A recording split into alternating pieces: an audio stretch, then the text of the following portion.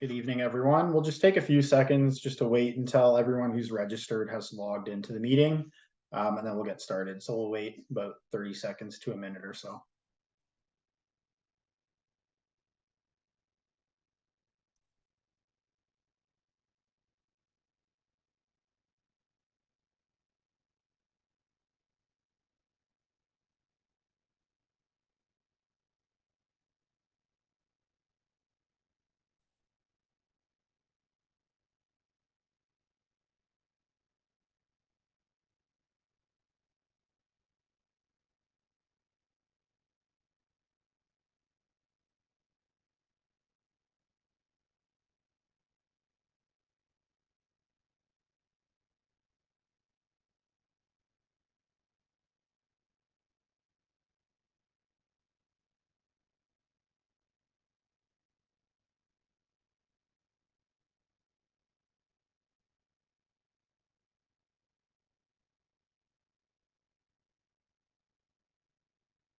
All right, so it looks like we've got about half of the attendees, and I don't really see anyone else logging in. So we'll just get started, at least with the introductions, and hopefully they can join us shortly.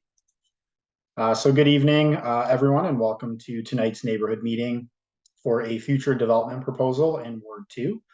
My name is Andrew Gamero, and I'm a planner with the City of Barrie's Development Services Department. With us this evening is also your local ward councillor, Mr. Craig Nixon.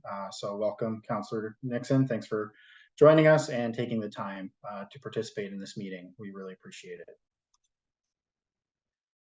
So the purpose of tonight's meeting is to present to you, the neighborhood, a development concept being considered by the owner and development team of 126, 136, and 140 Bradford Street. And this is occurring prior to a formal development application being filed with the city. This is done early on in the process to provide an opportunity for the development team to hear initial community feedback and incorporate it into their plans prior to making a full and formal application to the city. I just want to note quickly, please be aware that staff are recording this meeting for the public record. The recording will be used for the purpose of garnering your input and to respond to inquiries and will be considered public information. Please also be aware that as a registered attendee tonight, your mailing or email address will be added to the mailing list so that you can receive further information about this project as it progresses if and when an application is filed with the city. And should you have any questions about the collection of any personal information this evening, please feel free to contact the Development Services Department after tonight's meeting. I'd also like to note that we do have staff behind the scenes managing the technology for us tonight. They're here just to make sure that the meeting runs smoothly, to grant participants the opportunity to speak, and to assist with any questions that might pop up in the chat bar. And if we do run into any technical difficulties this evening, we just ask that you please have some patience, please bear with us, and we'll do our best to get those resolved as quickly as possible so we can continue on with the meeting as scheduled, because I believe we're supposed to end here at 8:30 p.m. So I don't want to take up too much of your time. And if for some reason anyone gets disconnected, just please feel free to log back in again. If you're unable to do so or you miss a portion of the meeting, if you have any questions at the end, we do have a Q&A period, so you can ask questions then about anything you missed, or you can always reach out to me after the meeting. My contact information will be on the final slide, and it's also available on the city's development projects webpage under Ward 2 for this project in particular. So I quickly just want to go over the expectations for tonight's meeting, just to kind of set the stage before we get into the presentation and our discussion. So the intent of tonight's meeting is to provide members of the public with an opportunity early on to become familiar with this development proposal before an application is filed, and to also become familiar with the planning application review process. And it also gives everyone an opportunity to ask the applicant questions and provide some feedback. So what you can expect tonight are a few things. Firstly, there will be a brief overview of the city's application review process and timing. That's just to give everyone at a high level an understanding of the process, just so you know what to expect after tonight, just so there aren't a bunch of unknowns. You kind of know what's coming down the pipeline. You'll also receive a presentation from the applicant's representative describing the proposal. They'll also highlight some of the policies that apply to the property as well, so you'll get some of that information. And finally, you'll get an opportunity to ask questions of clarification from either the applicant or city staff, and to provide comments or identify any concerns you might have with the project. What we won't be doing this evening, there are a few things. Firstly, city staff won't be making any recommendations on the project or providing a detailed analysis of the proposal. So we're not going to be reviewing it against any legislation or city or provincial policies. This isn't the venue for that. That would occur later in the review process, following the technical review and statutory public consultation processes. And that analysis and recommendation would come forward in the form of a staff report to the General Committee of Council before a bylaw is brought forward to City Council. So that would occur much later. And also, we won't be debating the merits of the application. So please don't expect a debate between staff and the applicant. And we also don't want to have any debate between residents and the applicant either. This is purely an information session. We're looking to have a constructive discussion, looking for some positive feedback on, if there are any concerns with the development, how things could be improved. What should be taken into consideration to respect the neighborhood's needs, stuff like that. We just want to make sure that we're identifying all the issues so that they can be considered and addressed moving forward. So before we do move into the presentation portion of the meeting, I just wanted to quickly highlight the next steps in the application process. Again, I just want everyone to have a general understanding of what's going to happen if and when an application is submitted to the city, just so you guys can follow along and be kept in the loop. So this neighborhood meeting, as I mentioned, it's established very early in the development process. It's not a requirement under the Planning Act. It's just something that the city of Barrie does above and beyond to consult the public. And we do it just to ensure that local concerns are incorporated or addressed through the applicant's formal submission, and also considered through the city's technical review when an application is submitted. So after this meeting, we do anticipate that at some point in the future, the applicant, or the developer in this case, because they haven't filed an application yet, will make a formal application submission for some form of development on this property. Formal submissions undergo a full technical review, and the applicant's expected also to address the comments received at this neighborhood meeting, as well as comments from the city's technical departments and external agencies through the technical review process that occurs when a file is submitted to the city. So in conjunction with that review process, a statutory public meeting would also be held, and that would be held virtually and both in person. And that's a requirement under the Planning Act. That meeting has to be held with respect to the application. So you can either register to attend virtually like you did tonight, or you can attend in person in the council chambers. And that's held before the city's affordability committee, which is a committee of council. So it's made up of members of council. And at that public meeting, the applicant's representative would again present their application and their project to city council and members of the public, and answer questions and provide an overview of and a response to any of the issues or concerns identified during tonight's neighborhood meeting. So there's an expectation that their presentation that's brought forward at the public meeting has a slide to identify that this meeting was held, and identifies, like in a list form, what the comments or concerns were, just to put them out there in a public space and public forum.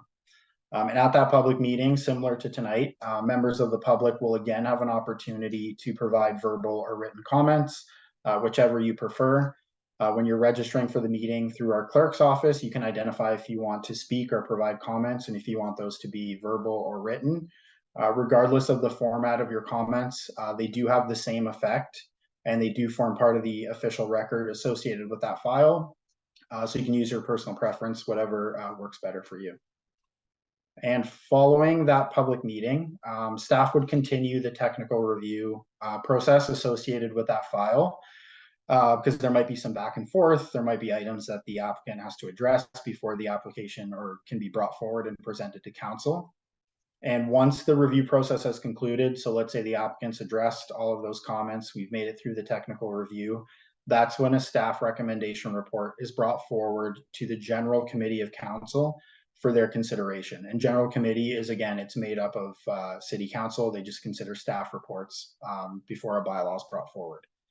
And all comments received through the review process, including those received at tonight's meeting and the future public meeting, will be identified and addressed in the staff report and will form part of staff's recommendation on the application if and when an application is submitted. And let's say the staff report went to general committee and let's say it was approved and a bylaw was to be brought forward to council. That would be brought forward after the general committee meeting, and that's usually the subsequent council meeting following the general committee meeting. So the bylaw would be brought forward at that time. And if you've been involved in the process, you provided comments or even signed in or registered for the public meeting, the day of the passing of that bylaw, when it's brought to council, you would again have an opportunity to make a deputation with respect to this proposal. So that's kind of the process at a high level in a nutshell. I know it's a lot to digest. I kind of went through it quickly, so I understand if some things were missed. If anyone does have any questions about the process, I am happy to answer them during the Q&A period. Or if you want to have a more in-depth discussion, you can always contact me after tonight's meeting. I'm happy to chat over the phone or break it down in writing via email. Like I said, my contact info will be on the last slide, and it's also on the development projects webpage. So on that note, I guess we'll move into the presentation portion of the meeting.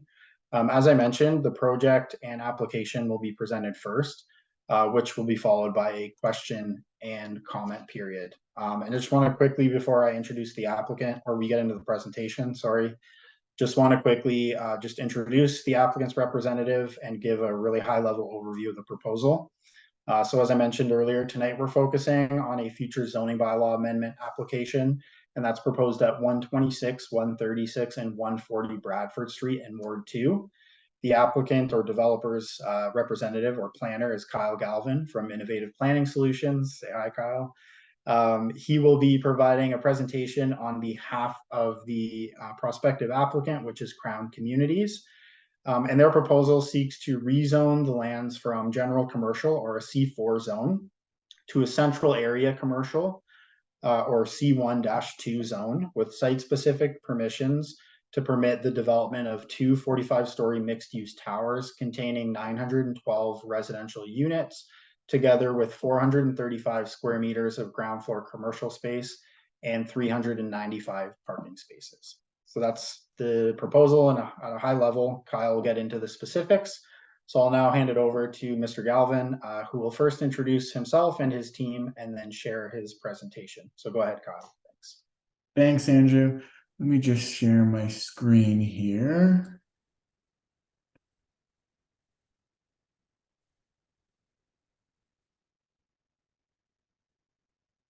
Okay, hopefully you can see that. Thank you, Andrew, and good evening, everyone.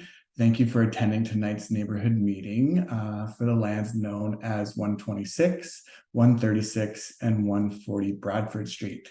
My name is Kyle Galvin, and I'm a planner with Innovative Planning Solutions here on behalf of the owner of the lands. The purpose of this meeting is to provide the project details to you and obtain your comments and feedback about the proposal. The subject lands are located on the west side of Bradford Street, outlined here in red. There is approximately 90 meters of street frontage along Bradford, and the property possesses a lot area of approximately 1.12 acres. Currently, the property contains two commercial uses with street-oriented parking lots, which is typical along this stretch of Bradford Street. In terms of vegetation, there are very little existing trees on the site, with only a few located along the property boundary to the west. There are additional commercial uses in the area, as well as residential uses located in proximity to the property with an existing residential neighborhood to the west and a higher density residential community to the east. The surrounding area, as most of you are likely familiar, contains a wide range of existing uses to meet everyday needs. The lands are in proximity to a number of commercial amenities, schools, parks and open spaces, public transit, and transportation networks. The lands are also considered part of the downtown and urban growth center, providing nearby employment uses. Two notable development applications have recently been approved by the city that are very close to the property. The first being at 50 Bradford Street, which is shown on the left of the slide. The approval is for two towers, which are 25 and 29 stories in height. The second approval is located at 75 Bradford Street, just to the north on the other side of the road, which was approved for four towers ranging in height from 25 to 46 stories. In terms of the official plan, the image on the right shows the property as within the urban growth center and along an intensification corridor, with the image on the left showing the property as being within the high density designation. These designations provide for a wide range of residential and commercial uses, with the urban growth center as the premier hub for business, residences, and visitors. The high density designation along an intensification corridor provides the highest level of density permitted within the city. The area is intended to be the major focus of economic growth, civic and identity, and celebration, according to the official plan. This slide shows the current and new draft zoning for the property. The image on the left is the current zoning, which is general commercial C4. The image on the right is the new draft zoning, which is not yet in force and is urban core with the urban growth center overlay. The proposed development features two 39-story residential towers built upon a 6-story parking podium with commercial uses at grade. The residential towers will be located to the north and south ends of the building, and each tower will contain approximately 456 units for a total of 912 residential units. The parking podium will contain 317 parking spaces, including 6 Type A and 6 Type B barrier-free parking spaces. Outdoor amenity space is proposed on the areas above the parking podium between the towers. And the proposed development also features 469 square meters of gross floor area retail space on the ground floor of the building that fronts onto Bradford Street. In terms of architecture, the proposal is in the beginning stages of its design, which is being led by Kirkor Architects. A conceptual design is shown here. However, it is subject to change through the zoning bylaw development application process and will be further refined during the site plan control process, which will come much later down the line. The application seeks to rezone the subject lands from general commercial C4 to central area commercial 2, C1-2, to facilitate the proposed development. Special provisions will likely be required to accommodate zoning deficiencies in the proposed new zone and include rear yard setback, height, density, parking, and commercial use coverage.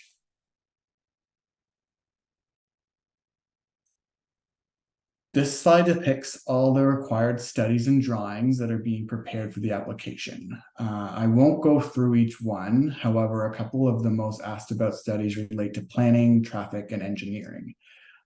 Each item on the list is completed by a certified professional and then reviewed by the city. Once the application has been submitted, the city will review the materials and will provide comments on each study or drawing. Any changes necessary to the concept plan as a result of the review will be integrated and then reviewed again by the city prior to any approval.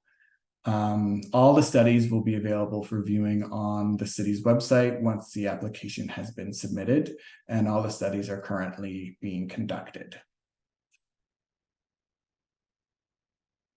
From a policy perspective, the lands are located within the city's built-up area and would contribute to the city's housing stock which reduces demand for urban sprawl and aids in the current housing crisis. The concept proposes a compact, walkable, and transit-supportive development in an appropriate location with existing day-to-day amenities nearby. The development contributes to the achievement of a complete community, including a range of housing options in the area. This development provides functional and appropriate housing stock, including more attainable units compared to a standard single detached home, at a time where affordability is becoming more and more challenging. In conclusion, a zoning bylaw amendment application is required to facilitate the proposed development. The mixed-use development would promote compact and efficient urban form and use of land that would align with the City of Barrie official plan. The development provides more homes in proximity to supportive land uses, including schools, commercial, open space, public transit, and similar built forms. Through review, it's our opinion that the proposal represents good planning. This concludes my presentation. I would be happy to take any questions or comments at this time. If you don't want to speak, that's totally okay as well. You can email your questions and comments to info@ipsconsultinginc.com, and we'll be sure to answer you. Thank you very much. Andrew, I'll hand it back over to you. Wonderful. Thank you, Kyle, for the great presentation. Much appreciated. Just quickly share my screen here so we can jump into the Q&A session.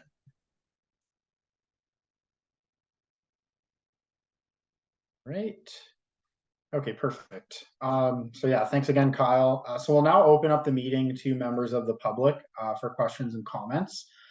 Just quickly though, before we do, if you wish to ask a question or provide a comment, please raise your virtual hand. I see someone has already done that, so they're on the ball. Thank you. You can find the raise your hand button and the mute and unmute buttons at the bottom of your screen.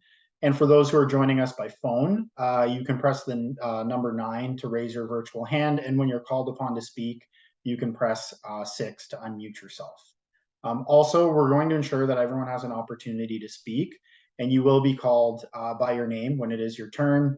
And even if we do call you by your name, we please ask that before you do speak, please state your full name followed by your property address and then your question or comment. It's just for record keeping purposes, just so we know that where the questions or comments are coming from. And finally, as we do work through the questions and comments, staff respectfully request that members of the public please avoid repeating the same questions and comments.